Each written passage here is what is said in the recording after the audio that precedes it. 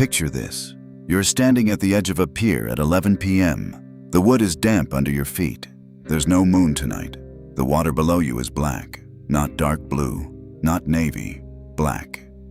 The only sound is a slow, tired wave dragging itself across the rocks and sliding back. The surface looks perfectly still, like the ocean is shut down, like it's sleeping. It's not.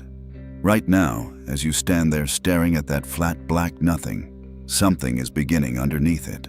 Something so massive that it makes every human migration in history, every army ever marched, every rush hour on every highway in every city on Earth look like a rounding error.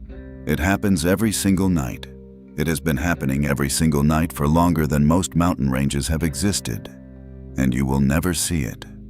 So what actually happens in the ocean when the sun goes down? The answer changes everything you think you know about this planet, about darkness, and about what the night is actually for.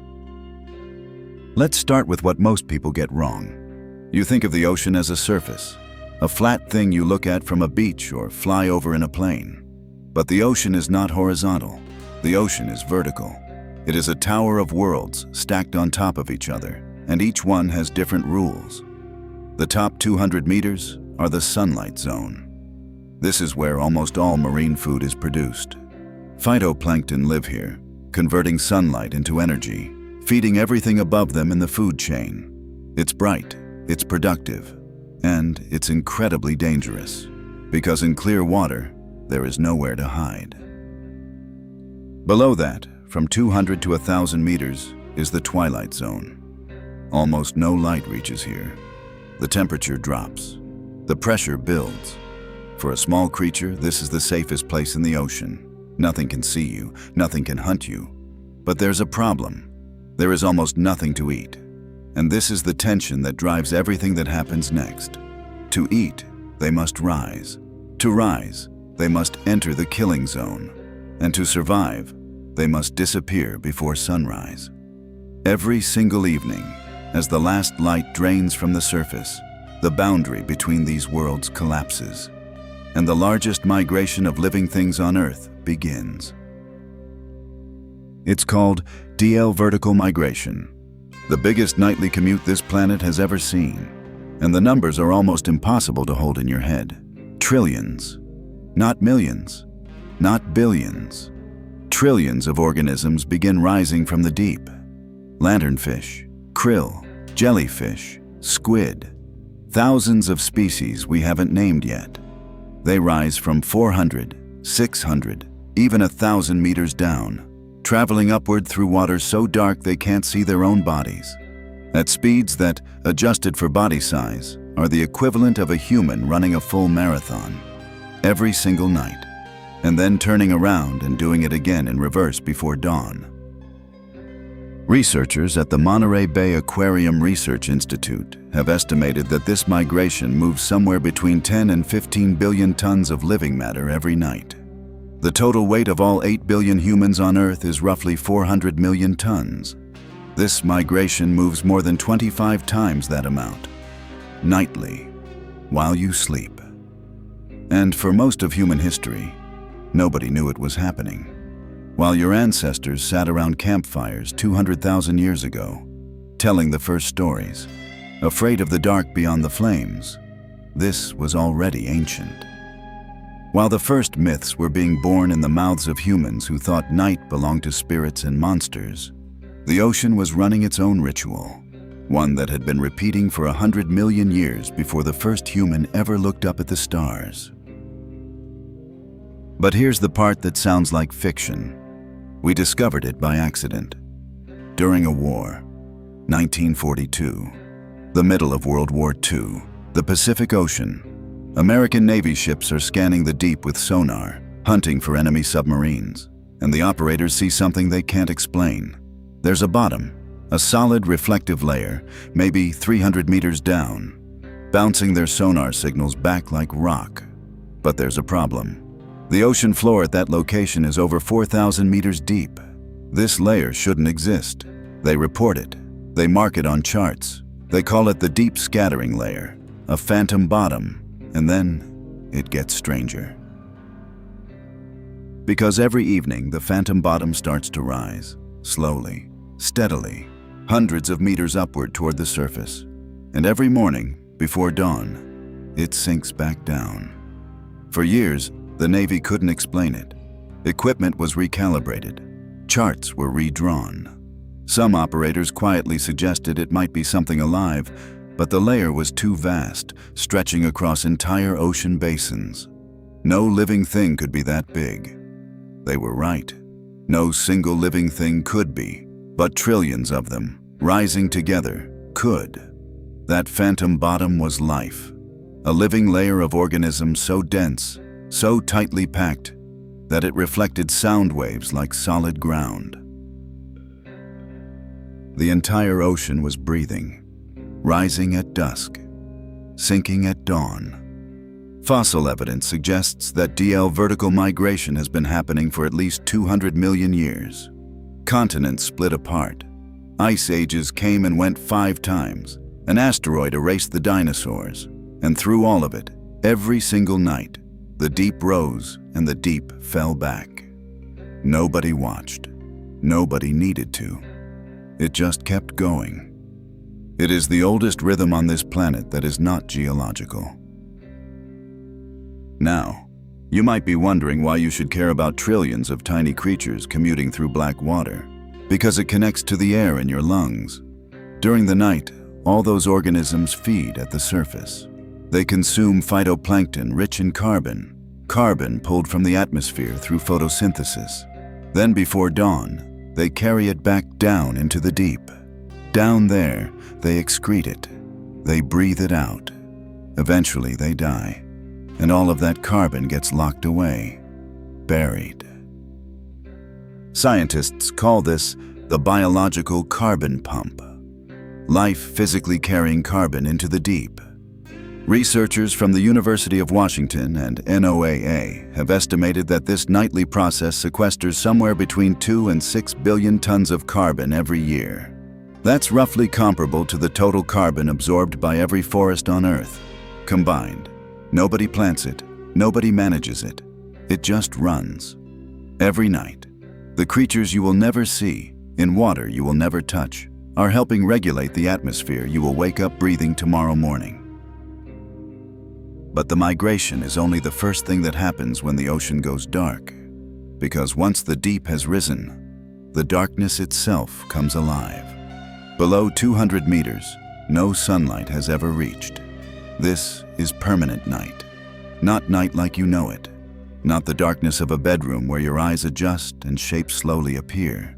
This is the kind of dark where vision simply stops being a sense. It doesn't fade. It ends. And this is worth pausing on. Because you already know this darkness, not from experience, from fear. If you've ever been swimming and suddenly couldn't see the bottom, you know the feeling. Your chest tightens. Your legs pull up.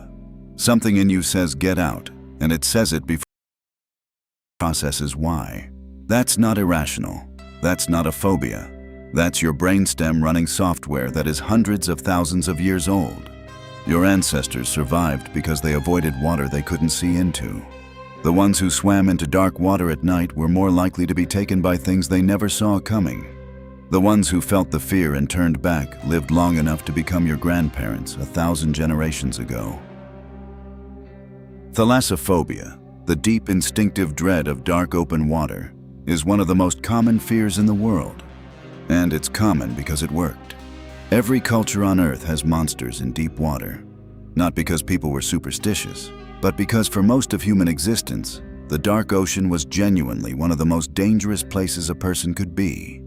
You were built to stay out of the water at night, and everything that happens in the water at night is the reason why.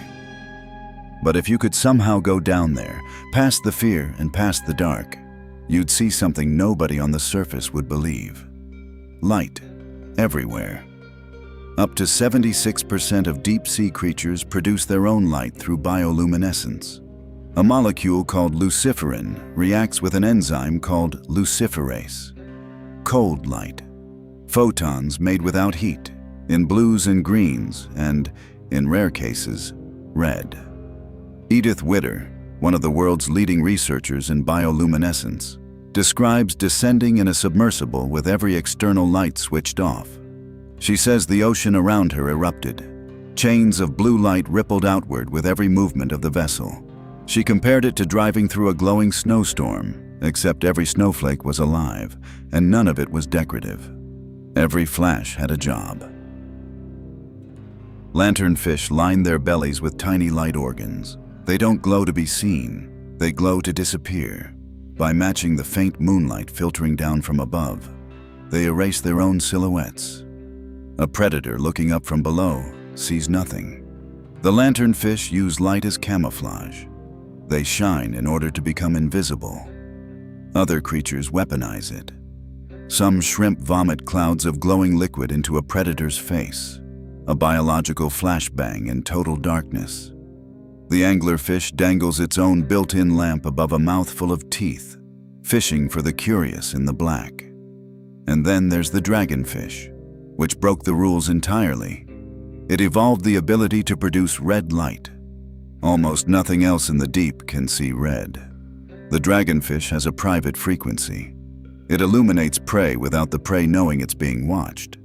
A secret channel in the dark, and we only discovered it in the early 2000s. The night ocean is not empty darkness. It is a space where light itself has become a language, a weapon, and a disguise. As the deep glows, the shallow water begins its own transformation. Coral reefs, the structures most people picture as sunlit and static, become almost unrecognizable after dark. Individual polyps extend their tentacles and begin hunting, grabbing zooplankton with stinging cells. A reef at night is not a garden. It is a wall of millions of tiny mouths feeding at the same time. Octopuses emerge and flow across the reef face. Moray eels uncoil from crevices. Parrotfish wrap themselves in mucus cocoons to sleep, masking their scent from the predators now patrolling above them. And the predators are out. Reef sharks are significantly more active after dark, hunting by electroreception in water where eyes are useless. The daytime reef you see in documentaries is the reef on its break. And as the reefs begin hunting, the ocean starts to sing. At dusk, the underwater soundscape spikes. Snapping shrimp fire their claws and produce sounds exceeding 210 decibels, louder than a gunshot. Entire colonies create a crackling roar across the reef.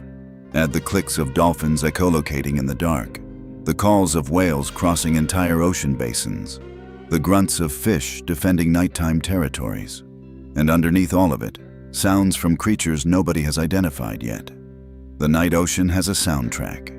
It has had one for hundreds of millions of years, and we didn't start listening until hydrophones let us hear what was always there.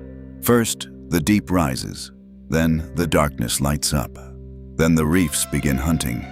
Then the ocean starts making sound. One night, 4 transformations. Every night, for longer than our species has existed. And now, we are disrupting it. Over the last century, we conquered night on land. Street lamps, headlights, neon signs, screens. We flooded our world with light until you can see most cities glowing from space. And we didn't stop at the shoreline. Coastal developments pour light into the water. Ports run floodlights through the night. Oil platforms burn like artificial suns in the middle of the open ocean. Container ships cross every sea lane lit up like floating cities. For organisms that have calibrated their survival to the precise boundary between light and dark for 200 million years, this is not an inconvenience. It is a lie. Studies have shown that artificial light at night disrupts deal vertical migration. Zooplankton near illuminated coastlines don't rise as far. Some don't rise at all. Clownfish eggs near artificial light fail to hatch. Sea turtle hatchlings, programmed to crawl toward the brightest horizon, which for millions of years was the ocean reflecting starlight, now crawl toward beach resorts and parking lots. We are telling the ocean that night never came. And the ancient rhythm, the oldest nightly event on this planet, is starting to falter. So here's where we are. You're back on that pier. Same black water, same slow wave. But it's different now. Not the water. You. A minute ago, this looked empty. just dark ocean stretching into darkness. Now you know that beneath that surface, trillions of creatures are rising through the black on a migration older than humanity itself.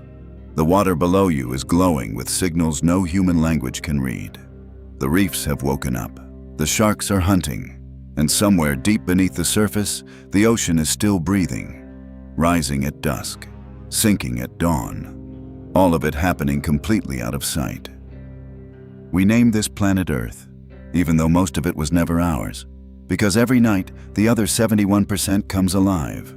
It carries carbon into the deep so you can breathe tomorrow morning.